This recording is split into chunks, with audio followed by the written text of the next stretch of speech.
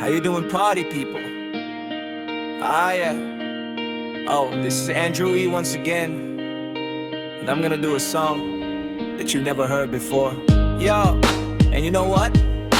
I know you know this song, baby, from way, way back.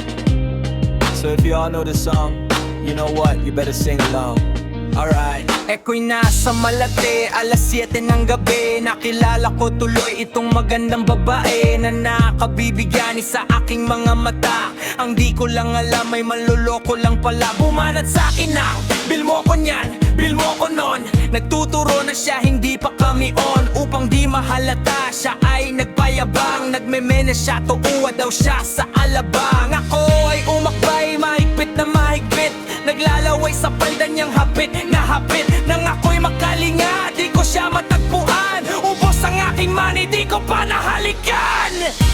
When the night has come, ay pinatay ang ilaw.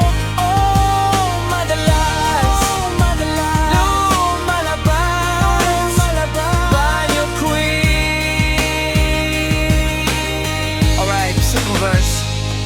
Sa Cafe Adriatico, ako ay inaya. Inom daw kami at siya ang taya. Kaya't kaming dalaway uminom ng beer. Inangat niya ang mugat, ang sabi niya sa akin, cheers. Ang di ko alam ay mayroon siyang inilagay. Ako'y biglang nahilo, nawalan ng aking malay. Nang ako'y magising, aking napansin pangalan ng motel, Anito Inn. Kaya't ang sabi ko, naku, split na ako. Pag nangbuko ng girlfriend ko, mahirap to.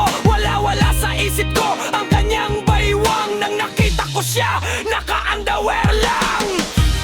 When the night is come, ay pinatay ang ilaw.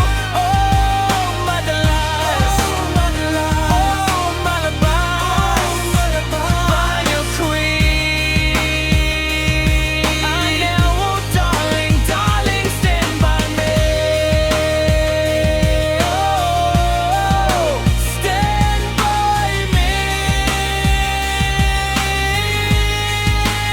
Oh, madalas malabas Banyo Queen.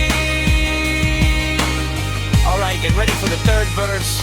Kami ay nagtatawanan at nagkukwentuhan. At doon sa sofa kami ay naglalampungan ng ginaw. Para ako nasarupungi. Pinatay niya ang ilaw, then binuksan ng VCD.